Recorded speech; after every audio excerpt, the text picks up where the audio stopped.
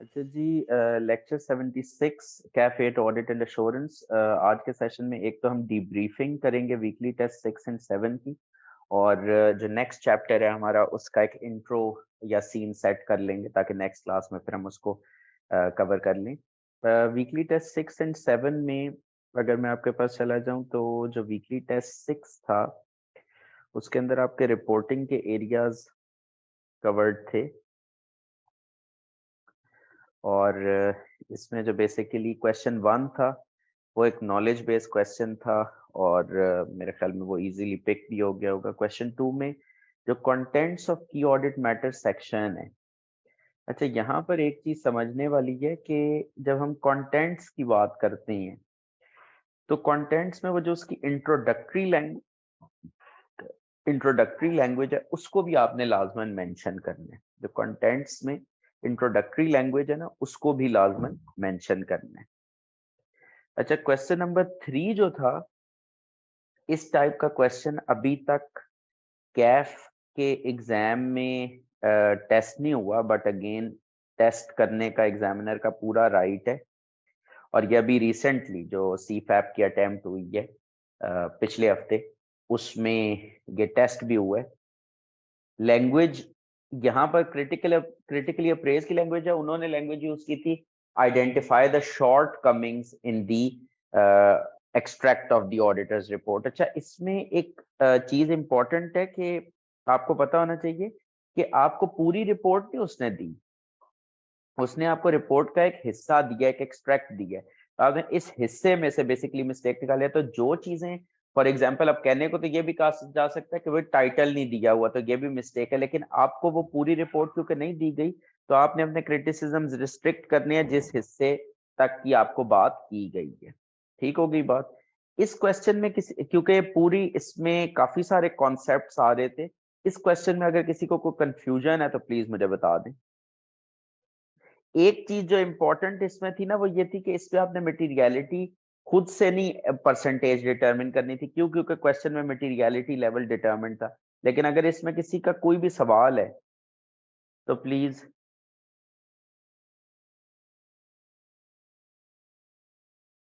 Sir ji sir major customer liquidate हो गया, यही बताया गया ना इसमें? जी जी, यही बताया गया। सर फिर हम उसके रिसीवेबल्स के और सारी ये वाली चीजें देखेंगे ना, नहीं, बैड डेट अब वगैरह इस की रिकॉर्डिंग। बैड डेट का मसला असल में हमने तो इसमें उसने हमें बता दी है कि भाई ये रिकवरेबिलिटी का मसला है। अब इसमें हमने जो बेसिकली मिस्टेक्स निकाल ली है ना, वो ये जो बना हुआ है ना डब्बे में जो बंद किया हुआ है ड्राफ्ट रिपोर्ट का एक्सट्रैक्ट, बेसिकली इसको जो है वो किया करना है, इसमें से मिस्टेक्स फाइंड आउट करनी है। ठीक है, तो अच्छा, इस क्वेश्चन को सॉल्व करने का तरीका मेरे पास, एक मिनट, एक क्वेश्चन आ रहे हैं।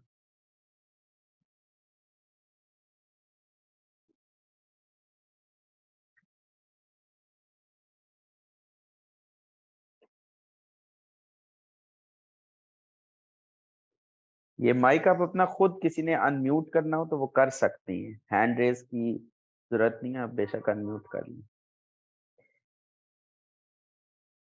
अच्छा, इसमें जो चीज मैं एक्सप्लेन करना चाह रहा हूँ ये मेरे पास मेरे ख्याल में चैट बॉक्स में है कि करवा दूं क्वेश्चन। ठीक है, तो हम ये क्वेश्चन जरा डिस्कस कर लेते हैं। अच्छा, इस क्वेश्चन को सॉल्व करने की टेक्निक क्या है या अप्रोच क्या है जो आपने यूज करनी है इस क्वेश्चन को हल करते हुए? देखिए, आपके पास ना एक स्टैंडर्ड रिपोर्ट भी है किताब में, जो बुक में अगर आपने देखा हो तो स्टैंडर्ड रिपोर्ट्स गिवन है। तो आपने एक तरफ वो स्टैंडर्ड रिपोर्ट रखनी है और दूसरी तरफ ये सवाल रखना है और इसको हल करना है। और पेपर में ऑफ कोर्स आपको वो माइंड में होना चाहिए ताकि अब आप गलतियां निकाल सके। फॉर एग्जाम्पल, अब अगर इस क्वेश्चन में देखा जाए तो काफी सारी मिस्टेक्स हैं जो कि अगर हम सोल्यूशन के थ्रू चलें तो आपको ज्यादा क्लैरिटी भी आ जाएगी। फॉर एग्जाम्पल, सबसे ओपनिंग में मिस्टेक क्या हुई भी है कि आपके ये पैराग्राफ्स जो हैं वो देखे कंबाइन किए हैं। अगर हम एक दफा पढ़ लें, basis for opinion and disclaimer of opinion, we have performed our audit based on materiality level of 1.5 million, our audit procedures have proven conclusively, जरा जबान देखिएगा, that trade receivables are materially misstated. The finance director of Bravo Limited, Rita has नाम लेके उसको जलील कर रही है report में, has refused to make an adjustment to write off a significant trade receivables balance. Therefore, in our opinion, FS of Bravo Limited are materially misstated, and we therefore express a disclaimer of opinion because we do not think they are fairly presented. और फिर emphasis of matter paragraph क्या आ रहा है? Bravo Limited is facing a legal claim for an amount of 50,000 from an ex-employee. In our opinion, this amount should be recognized as a provision, but it is not included in the statement of financial position. We draw your attention to this breach of the relevant IFRS. अब यहां पर भी मुझे क्या नजर आ रहा है कि यहाँ पर कोई मटेरियल में स्टेटमेंट है और उसके लिए क्या यूज हुआ है? Emphasis of matter paragraph. Sir पहली बात देखने वाली है, क्या ये मिस स्टेटमेंट मटेरियल है? स्टेटमेंट मटेरियल ही नहीं है। जरा इसके सोल्यूशन से मैं आपको वॉक थ्रू करवा देता हूं। पहली तो बात है कि जो इसने बेसिस फॉर ओपिनियन और ओपिनियन सेक्शंस को कंबाइन किया, ये कंबाइन नहीं करने थे। फिर उसके बाद जो आपके पास the auditor shall include a section in the auditor's report which provides a basis for description of the matter giving rise to the modification. यहाँ पर ऑडिटर ने इस पैराग्राफ को बेसिस फॉर क्वालिफाइड ओपिनियन का सेक्शन इधर include करना था, basis for adverse opinion का या basis for disclaimer of opinion का, जो भी यूज करना था। अब यहाँ पर ये जो एक इसने काम किया कि इधर materiality basis for qualified opinion के सेक्शन में घुसा दिया, ये मटेरियलिटी बताने की जरूरत नहीं थी, तो ये भी एक इरेलेवेंट चीज थी। ठीक है, उसके बाद फिर आपके पास क्या चीज आ जाती है कि the paragraph states that audit procedures have proven conclusively. याद है हमने शुरू में एक कॉन्सेप्ट पढ़ा था जब हम इनहेरेंट लिमिटेशंस ऑफ ऑडिट पढ़े थे कि most of the evidence is persuasive rather than conclusive. तो कॉन्क्लूसिवली से ऐसा लगता है कि पता नहीं आप शायद कोई एब्सोल्यूट एश्योरेंस दे रहे हैं, जो कि केस नहीं होता ऑडिट में। फिर उसके बाद जो अमाउंट ऑफ एडजस्टमेंट है, potential adjustment to trade receivables है, वो बेसिकली आपकी इसमें इंक्लूड करनी होती है कि कितनी अमाउंट होगी, कितना इम्पैक्ट है डॉलर टर्म्स में, रुपी टर्म्स में उसका, और कौन कौन से financial statement line items impact होंगे, किस अकाउंटिंग स्टैंडर्ड की ब्रीच है। ये चीजें अगर आप कंपैरिजन करेंगे ना, तो आपको वो जब स्टैंडर्ड रिपोर्ट से कंपेयर करेंगे तो आप इजीली इसको पिक कर सकते हैं। फिर उसके बाद अगर आप वो स्टैंडर्ड देखें, बुक में भी देखें जो मैंने आपके साथ इलिस्ट्रेशन यूज की है, तो उसमें उसने मैनेजमेंट का बार बार वर्ड यूज किया क्योंकि management as a whole responsible है। तो इस तरह से फाइनेंस डायरेक्टर का नाम लिख के बताना वो मुनासिब नहीं है, आपको मैनेजमेंट क्योंकि कलेक्टिवली रिस्पॉन्सिबल है। फिर उसके बाद जो टाइप ऑफ ओपिनियन है, मॉडिफाइड ओपिनियन की डिफरेंट टाइप्स है, क्वालिफाइड, एडवर्स, डिस्क्लेमर। अब यहाँ पर डिस्क्लेमर की जो सिचुएशन होती है वो कहां पर होती है? जहां पर आपके पास एक साई अवेलेबल ना हो। यहाँ पर साई भी अवेलेबल है और मामला मटेरियल है लेकिन परवेसिव नहीं है, तो basically appropriate type of opinion क्या होगा कि आप क्वालिफाइड ओपिनियन जो है वो यूज करें। तो क्वालिफाइड ओपिनियन बेसिकली इधर अप्रोप्रिएट है। अच्छा, सबसे जो इंटरेस्टिंग चीज है ना, वो एम्फेसिस ऑफ मैटर पैराग्राफ का गलत इस्तेमाल है। एम्फेसिस ऑफ मैटर पैराग्राफ की क्या डेफिनेशन है? मैटर एप्रोप्रिएटली प्रेजेंटेड और डिस्क्लोज्ड ऑफ फाइनेंशियल्स में, मैटर एप्रोप्रिएटली प्रेजेंटेड और डिस्क्लोज्ड ऑफ फाइनेंशियल्स में, और वो फंडामेंटल भी हो टू यूजर्स अंडरस्टैंडिंग। ना तो ये अप्रोप्रिएटली प्रेजेंटेड डिस्क्लोज्ड है और ना ही ये फंडामेंटल टू यूजर अंडरस्टैंडिंग है। तो इसलिए इधर एम्फेसिस ऑफ मैटर पैराग्राफ का इस्तेमाल बंदा ने, ये क्यों फंडामेंटल नहीं है? क्योंकि तो मटेरियलिटी लेवल से भी कम है, तो फंडामेंटल कहां से हो गया टू यूजर अंडरस्टैंडिंग? और क्या ये करेक्टली, तो दोनों ही कंडीशंस क्योंकि ये मामला मीट नहीं कर रहा, तो इसलिए ये जो है वो एम्फेसिस ऑफ मैटर पैराग्राफ में नहीं कवर होगा। यहाँ पर यही वाली बात कवर्ड है। हाँ जी, अच्छा इसमें एक सवाल है कि सर परवेसिवनेस का कैसे आइडिया होगा? आपके पास मटेरियलिटी लेवल कम करनी थी जी। और बात का मुझे पूछना था कि जो हमने कहा कि एम्फेसिस ऑफ मैटर पैराग्राफ इसमें नहीं आ सकता, तो जी सर उसकी बेसिक रीजन तो यही है कि यहाँ पे मटेरियल में स्टेटमेंट है और एम्फेसिस ऑफ नहीं, मैटर इसके मटेरियल लिए में यूज नहीं स्टेटमेंट होता। नहीं है, मटेरियल में स्टेटमेंट नहीं है। आपने बोला तो है यही ये है ना कि मिस स्टेटमेंट है, देखें मिस स्टेटमेंट है, ये आपने बिल्कुल साथ में मिस क्या स्टेटमेंट है। ये मैंने अभी बोलते हुए बोला था कि ये गलत बात है, ये मिस स्टेटमेंट तो है, मटेरियल नहीं है, क्योंकि 50,000 आपके लीगल क्लेम की वैल्यू है और मटेरियलिटी लेवल कितने, 1.5 मिलियन का। ठीक है, तो सर ये प्लीज की फिर बेस रीजन नहीं होगी कि ये मटेरियल में स्टेटमेंट है, इस वजह से एम्फेसिस ऑफ मैटर पैराग्राफ में इसका रेफरेंस नहीं आ सकता? दो ये दो इसकी रीजन रीजन नहीं है, 2 रीजन हैं। एम्फेसिस ऑफ मैटर पैराग्राफ आने की 2 शराइत हैं। एक तो वो मैटर एडिक्वेटली प्रेजेंटेड डिस्क्लोज्ड हो फाइनेंशियल्स में, और दूसरा उस मामले के हवाले से कोई वो फंडामेंटल हो टू यूजर अंडरस्टैंडिंग। अब पहली बात है, क्या ये मामला एडिक्वेटली प्रेजेंटेड डिस्क्लोज्ड है? जवाब है नहीं। दूसरी बात, क्या ये फंडामेंटल टू यूजर अंडरस्टैंडिंग है? ये फंडामेंटल टू यूजर अंडरस्टैंडिंग इसलिए नहीं है क्योंकि अगर आप टोटल अमाउंट ऑफ क्लेम देखें तो वो बहुत ही इमैटीरियल है। तो एम्फेसिस ऑफ मैटर पैराग्राफ हर एरे गैरे मामले में नहीं इंक्लूड किया जाता। एम्फेसिस ऑफ मैटर पैराग्राफ हर एरे गैरे मामले में इंक्लूड नहीं किया जाता। उसके लिए it has to be something fundamental important. उसकी एक चीज, जिसकी अमाउंट ही इतनी सिग्निफिकेंट नहीं है क्लेम, तो वो बेसिकली आपके एम्फेसिस ऑफ मैटर पैराग्राफ में नहीं आएगा।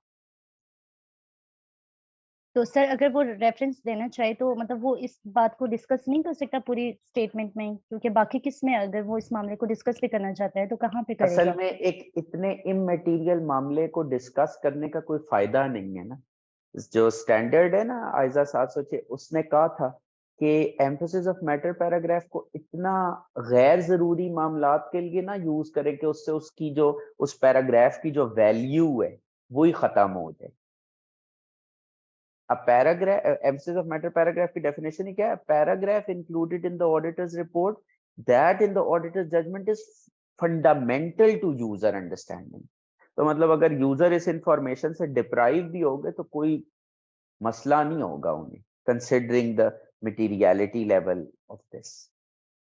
मतलब फंडामेंटल होने के लिए the thing has to be something major. Okay sir, ठीक है। और परवेसिवनेस का, अच्छा आपका जो दूसरा सवाल था कि परवेसिवनेस का कैसे पता लगेगा, अगर आप देखें तो आपके पास बेसिकली टोटल जो नंबर है बैलेंस, वो सॉरी ये मिस्टेक है, रुपीज ही इसको रीड करें, रुपीज 2.5 मिलियन है और आपके पास जो मटेरियलिटी लेवल है 1.5 मिलियन है। तो बेसिकली जो डिफरेंस है वो बहुत, जिस तरह हमने आम एक रूल रखा हुआ है ना कि 70-80%, तो वो बहुत ज्यादा अगर डिफरेंस हो तो वो चीज। प्लस आपने अगर ओवरऑल देखें तो ये सिर्फ एक लाइन आइटम पे इसका इम्पैक्ट है, मतलब इसका पूरी फाइनेंशियल स्टेटमेंट्स को ये चीज मीनिंगलेस नहीं कर रही होगी। अच्छा, क्वेश्चन नंबर जी, और किसी का कोई क्वेश्चन इसमें से? सर जी सर हम यहाँ पे ये चीज तो कंसीडर नहीं करेंगे ना कि जैसे वो लास्ट लाइन होती है, our opinion is not modified in respect of this, क्योंकि मॉडिफिकेशन तो है ही नहीं ना। किस में कंसिडर ये चीज ऐड नहीं करेंगे, किस पैराग्राफ में? सर जैसे हम ईओएम में कहते हैं ना कि यहाँ पे वो वाले आते हैं जिस हाँ, की वो नहीं वजह से लिखेंगे क्योंकि एम्फेसिस ऑफ मैटर पैराग्राफ का इस्तेमाल ही गलत है। इधर इधर जी emphasis of sir, matter paragraph use ही नहीं होना चाहिए था, बिल्कुल ऐसा ही है। अच्छा, क्वेश्चन नंबर ओके 4 में था, ये बेसिकली एक नॉलेज बेस्ड क्वेश्चन ही, और मेरे ख्याल में ये पिक भी हो गया होगा कि इधर क्वालिफाइड ओपिनियन उन्होंने दिया हुआ है, तो उन्होंने कहा कि डिटेल्स क्वालिफिकेशन की ऑडिट मैटर सेक्शन में मेंशन कर दी है। तो क्वालिफाइड ओपिनियन इटसेल्फ बेसिकली जो है वो बाय नेचर कैम ही होता है, लेकिन आपने उसकी तफसीलात जो है वो बेसिस फॉर क्वालिफाइड ओपिनियन में मेंशन करनी होती है। कैम सेक्शन में खाली उसका एक क्रॉस रेफरेंस आता है कि भाई बेसिस फॉर क्वालिफाइड ओपिनियन में जाके देख लेना।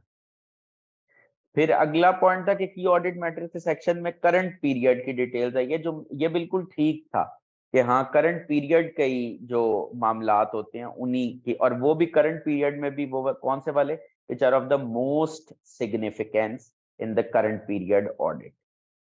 और ये जो सी सिनेरियो था, ये क्या था, at one of listed clients investigation by government agency against some of its staff members is in progress. Due to sensitivity of the matter, the management has requested you not to include such information in the key audit matter section. तो इसमें जब आप advice कर रहे होंगे तो advice करते हुए एक तो वही वाली दो कंडीशन है, लॉ रेगुलेशन या जो पब्लिक इंटरेस्ट, जो बेनिफिट है वो कम है और कॉस्ट ज्यादा है उसकी, या साइड इफेक्ट ज्यादा है, तो आप उस केस में कर सकते हैं। और इसमें साथ आप ये ऐड कर सकते हैं कि फिर आप इस केस में ये भी देखेंगे कि ये मामला पहले से कहीं पब्लिकली डिस्क्लोज तो नहीं है, और दूसरी चीज मैनेजमेंट से रिटर्न रिप्रेजेंटेशन भी इस मामले पे ली जा सकती है। ठीक है ना, तो ये बेसिकली इसमें था।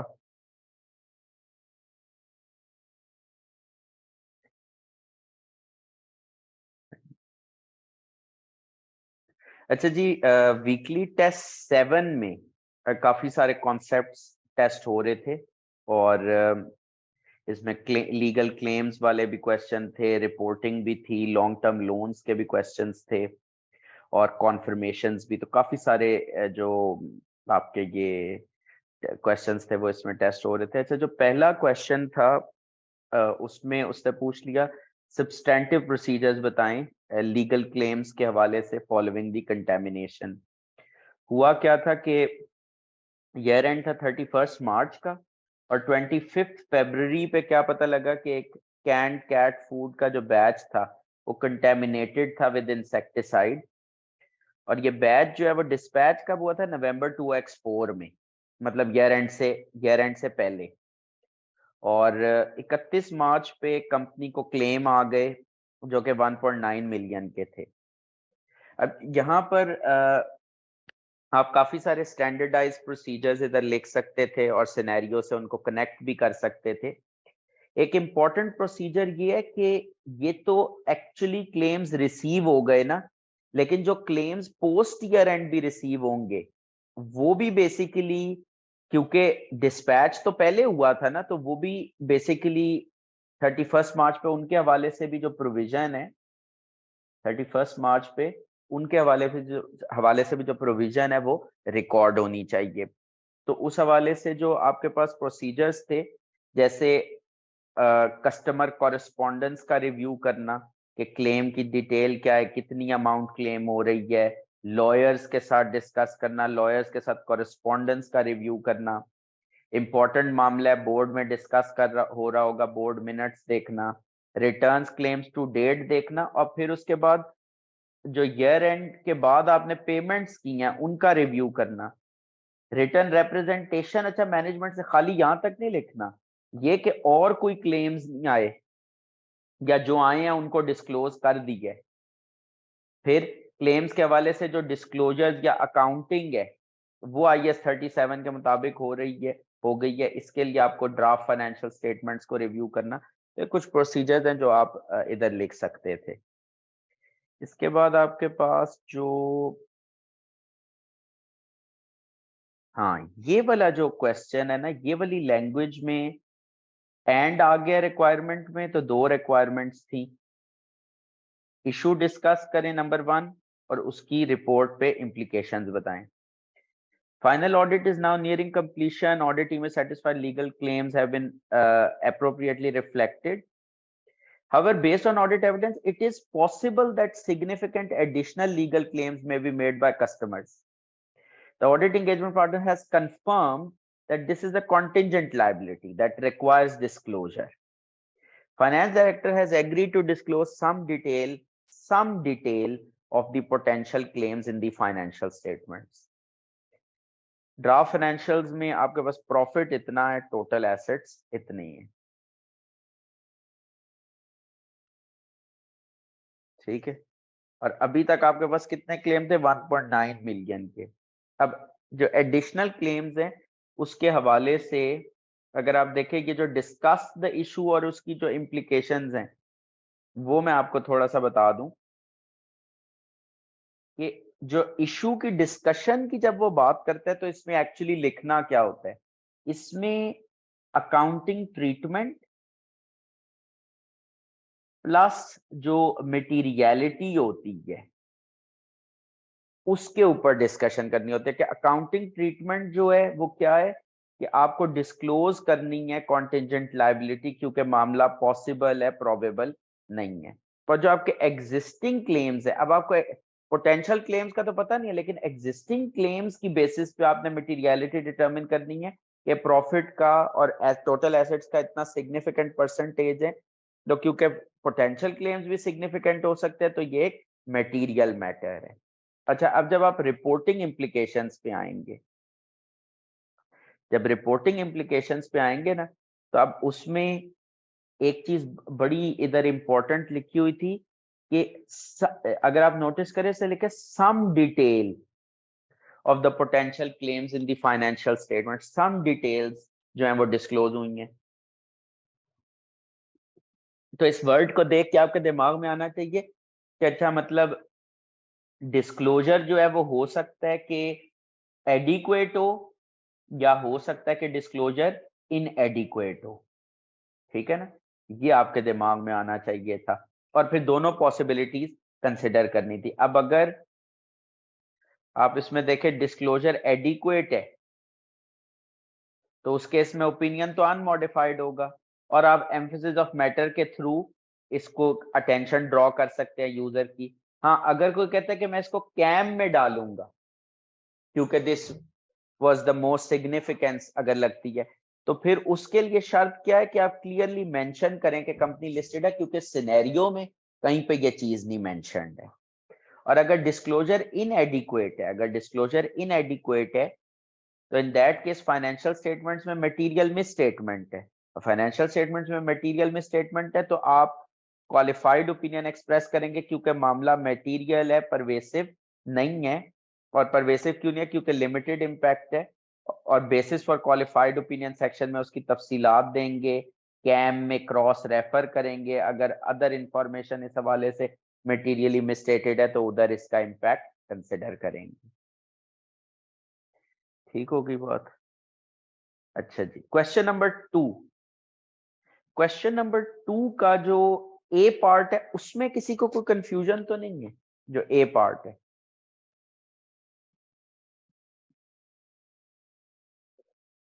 सर ये बता दें प्लीज।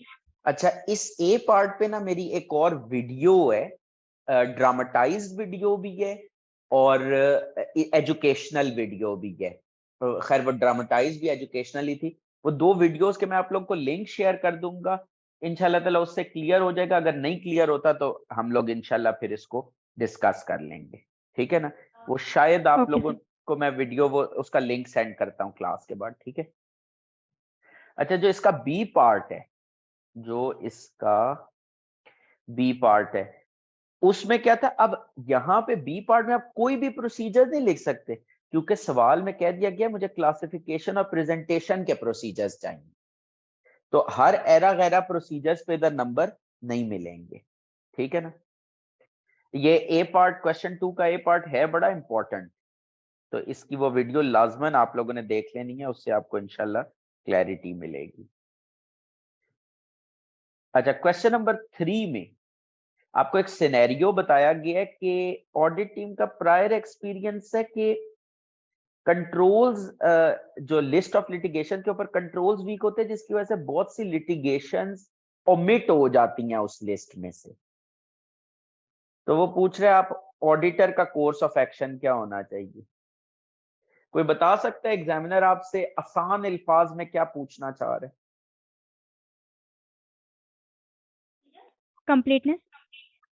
एग्जैक्टली क्योंकि ओमिशन हो रही है ना लिटिगेशन की, मतलब लिस्ट की कंप्लीटनेस का मसला आ रहा है। तो बेसिकली यहां पर आपको हर प्रोसीजर नहीं मार्क्स देगा, कौन से वाले? जो स्पेसिफिकली कंप्लीटनेस की असर्शन को नहीं प्रोसीजर्स एड्रेस कर रहे होते, वो मार्क्स देंगे।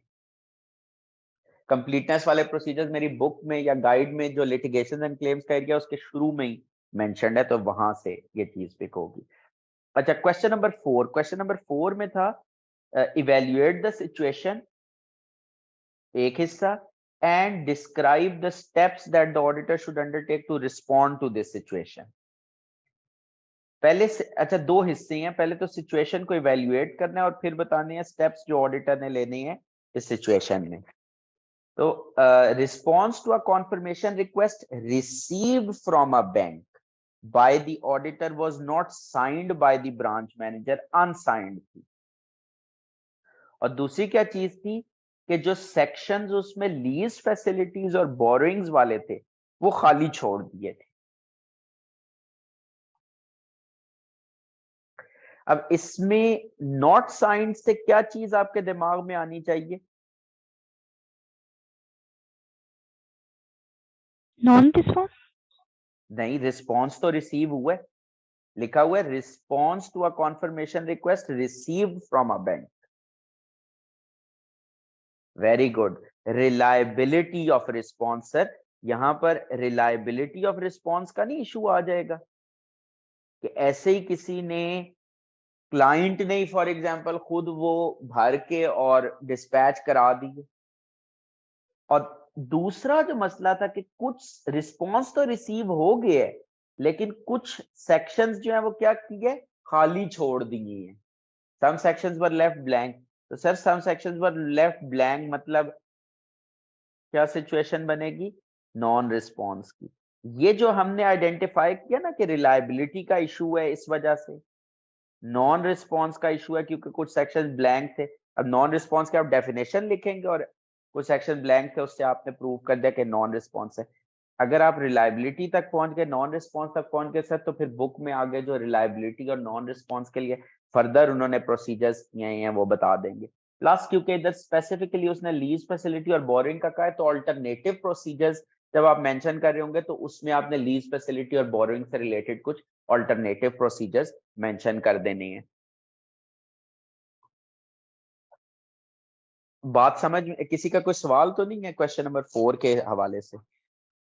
Sir ji sir branch manager ने साइन नहीं किया जी। तो हम ये भी तो सोच सकते हैं कि उसके अलावा किसी ने कर दिया। इस तरफ से नहीं लेके जा सकते।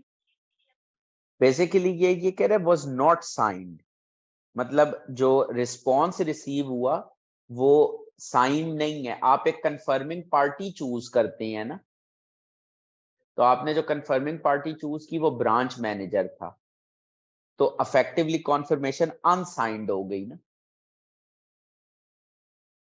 जी अगर सर। ये होता कि किसी और पर्सन ने साइन किया फिर वो तो सिनेरियो में बताता, अभी तो ये है कि वो अनसाइंड है।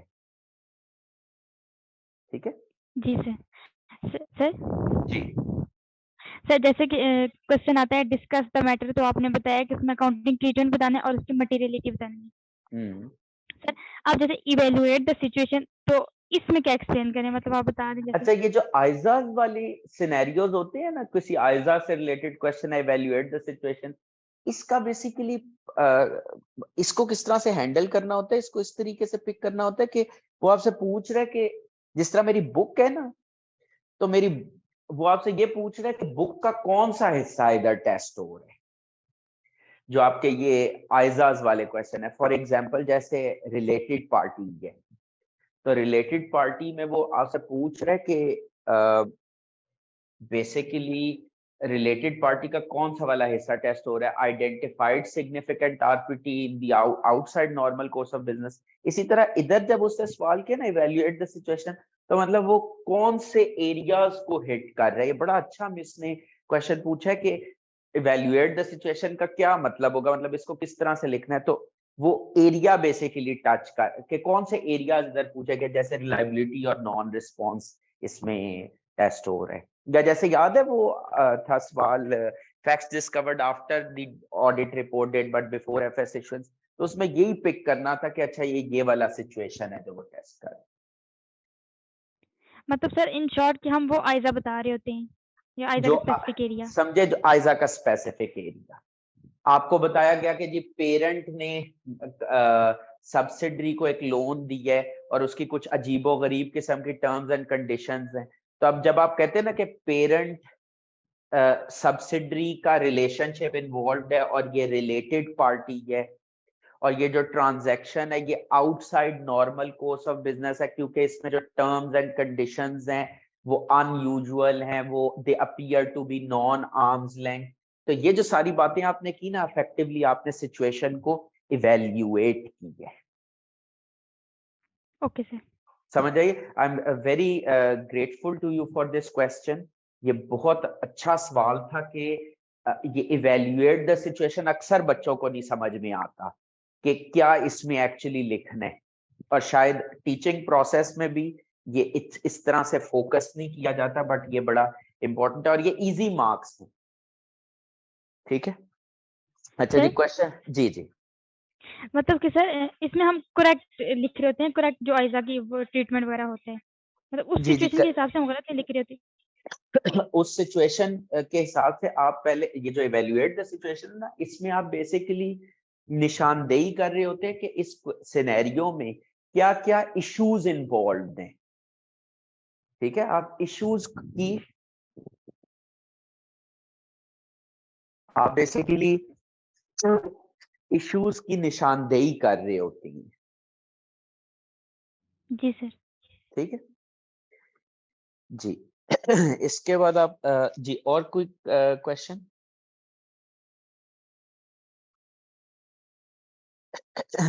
अच्छा जी, इसके बाद हमारे पास आ जाता है question number 5।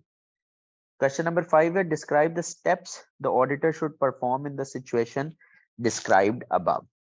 Describe the steps that the auditor should perform in the situation described above. तो अब इसमें बेसिकली अगर क्विकली हम इसको देखें, you are the auditor of Tehzeeb Limited which manufactures hair products and its year ended on 31st May 2022. A positive receivable circularization has been undertaken based on balances as at 31st March 2022. All response from customers agreed. However, the following was noted in respect of Falcon Company. Describe the steps that the auditor should perform in the situation described above. अब अगर इस सवाल में आप देखें तो आपको जो रिस्पॉन्स है वो रिसीव हो गया कॉन्फर्मेशन रिक्वेस्ट पे।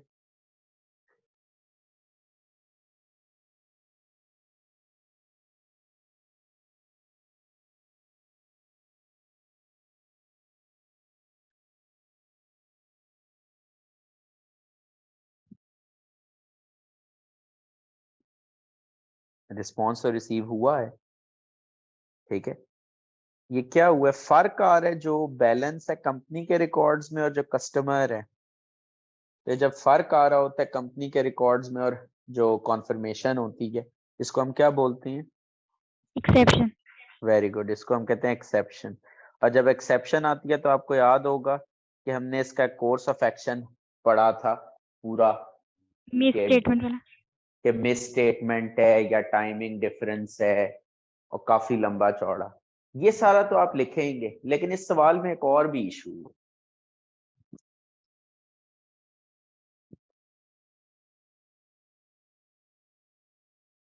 इस सवाल में एक और भी इशू है, जो कि क्योंकि एक्सेप्शन हाईलाइट हो जाएगी ना तो उस इशू से नजर हट जाएगी।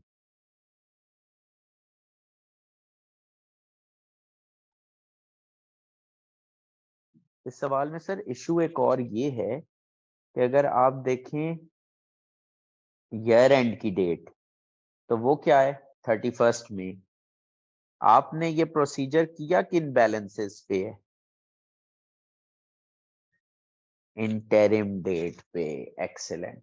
तो बेसिकली क्योंकि प्रोसीजर्स इंटरिम डेट पे किए गए हैं, क्योंकि प्रोसीजर्स इंटरिम डेट पे किए गए हैं, तो ये बेसिकली आपके इंटरिम ऑडिट प्रोसीजर कहलाएगा। और इसके लिए अब इसमें ऑडिटर क्या करे, जब ऑडिटर इंटरिम डेट पे प्रोसीजर्स करता है तो फिर ऑडिटर को क्या करना होता है, क्योंकि देखे जो ओपिनियन है वो जिन फाइनेंशियल स्टेटमेंट्स पे वो तो 31 मई की है, ना कि 31 मार्च की। तो अगर आपने इंटरिम डेट पे प्रोसीजर कर भी लिया कॉन्फर्मेशन का, तो फिर आपको क्या करना पड़ेगा?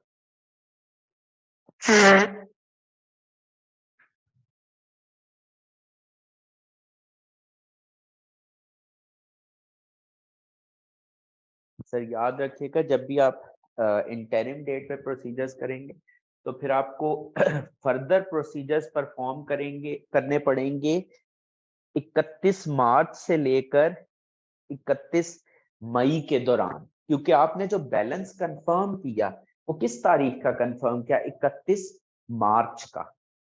अब ये जो इन 2 महीनों में ट्रांजैक्शंस होंगी ना, मतलब इन 2 महीनों में भी तो कोई सेल्स होंगी, कोई परचेज होंगी, वो वाली ट्रांजैक्शंस आपने वेरीफाई करनी है, उनके से related for example source documents check कर लेनी है, तो आपको पता लग जाएगा। या subsequent to the year end recoveries हो रही हैं, रिसिट्स आ रही हैं, उनको देख लेंगे तो वहां से ये चीज हो जाएगी। ये मैंने बात आप लोगों को जबानी कलामी बताई हुई है, फॉर्मली ये बात जब हम लोग रिसीवेबल्स के प्रोसीजर्स पढ़ेंगे ना, तो वहां पर ये बात फिर फॉर्मली इंशाल्लाह ताला कवर हो जाएगी। लेकिन अभी के लिए ये बात जो है वो इसमें माइंड में रखें, वहां पर ये फॉर्मली फिर इन राइटिंग भी आपको मिल जाएगा। बट यहाँ पर जो एक बड़ा इंपॉर्टेंट मैसेज है ना इस सिनेरियो में, वो यही है कि मेन इशू आपने ठीक है एक्सेप्शन का आइडेंटिफाई कर लिया, लेकिन एक जो छोटा इशू है ना वो दरमियान में से मिस नहीं करना, क्योंकि पिक हो गया तो आपको पता है आगे इजी मार्क्स हैं। ये बिल्कुल वैसे ही है वो जैसे टेस्ट 8 के अंदर हमने जब किया था तो यही हुआ था कि भाई ये टेस्ट 8 में वो जो गोइंग कंसर्न वाला सिनेरियो था, अब सारा फोकस क्योंकि गोइंग कंसर्न पर लग गया, तो नतीजा क्या हुआ, नतीजा ये हुआ कि वो जो इनिशियल ऑडिट एंगेजमेंट थी और अदर मैटर पैराग्राफ वाली बात वो भूल गई थी, या कहीं पर एविडेंस नहीं ऑब्टेन कर रहे होते, सारी बातें बता देते हैं पर वो भूल जाते हैं कि all information explanation which was necessary for purposes of audit was not receive, वो वाला पॉइंट रह जाता है। तो इस हिसाब से आपने थोड़ा सा अलर्ट रहना। ठीक हो गई बात?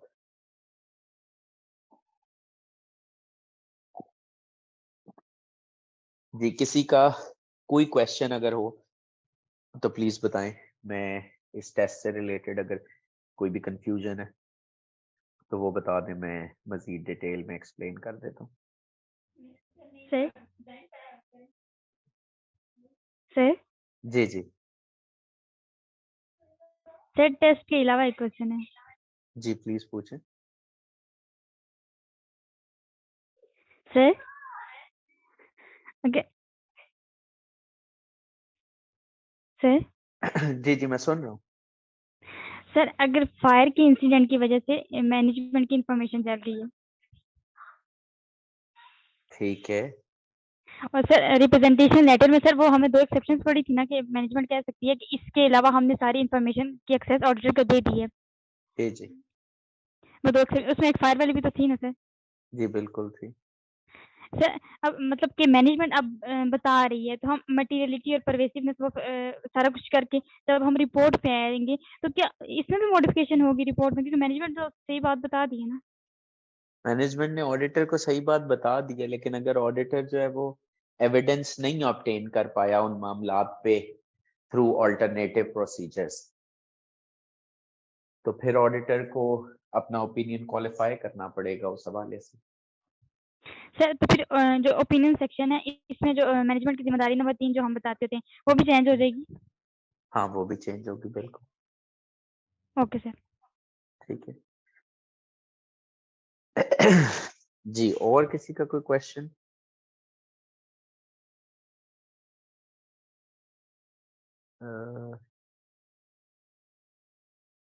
जी जी इंशाल्लाह ताला टेस्ट आपको चेक होके मिलेंगे वापस। मैंने कहा डीब्रीफिंग मैं कर दूं पहले, टेस्ट इंशाल्लाह आप लोगों को मिल जाएंगे। क्वेश्चन 4 भी मैं नॉन रिस्पॉन्स को अगेन हाईलाइट कर दें। अच्छा, क्वेश्चन 4 में एक सवाल है कि क्वेश्चन 4 में जो नॉन रिस्पॉन्स है उसको हाईलाइट कर दूं।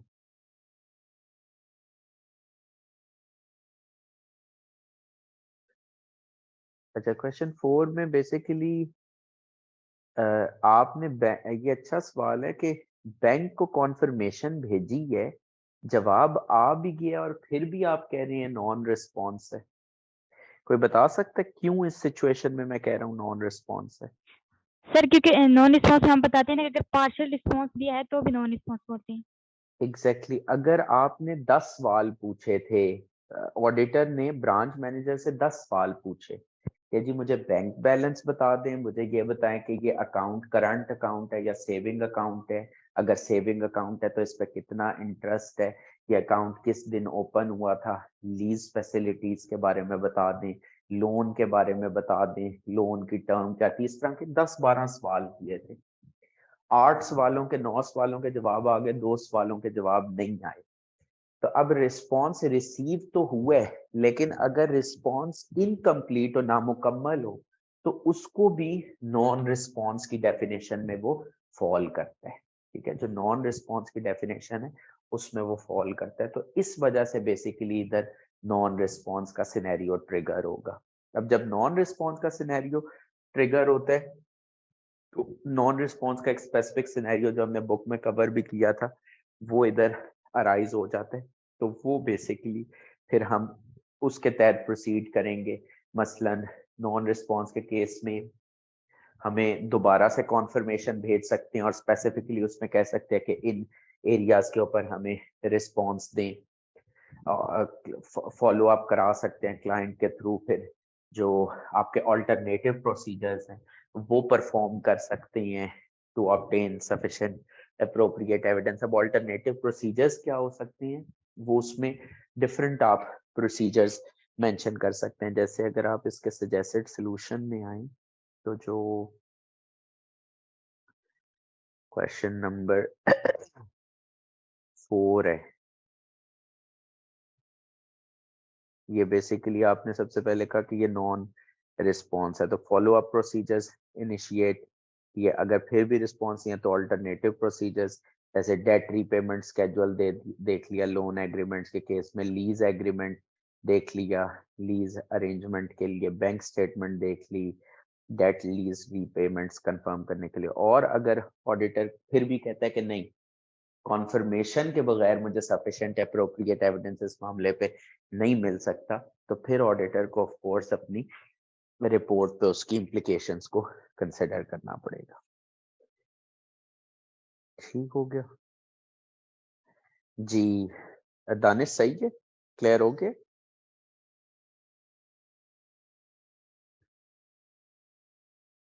ठीक हो गया। और किसी का कोई क्वेश्चन इस इन एरियाज से?